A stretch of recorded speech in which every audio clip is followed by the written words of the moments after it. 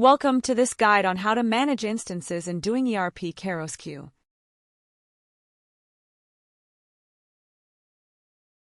Let's get started. Step 1. Login. First, log into the KairosQ application. Enter your username and password. Once you are logged in, you will be directed to the dashboard. Step 2. Navigate to the Instance Management section. From the dashboard, locate the Instance option in the main menu. Click on it.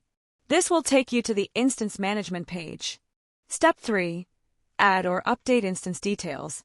On this Instance Management page, to add a new instance, click the Add Instance button and fill in the required details such as ID, customer name, environment name, whether it is a test instance, Dev1, Dev2 or Dev3.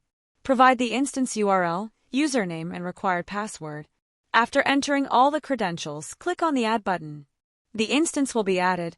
To edit an existing instance, click on the Edit button. You can modify the instance URL, the username and password based on your requirement.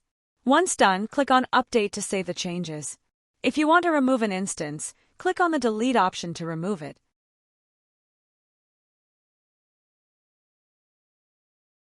Once you have made all the changes, you can view the updated instance under the Customer tab.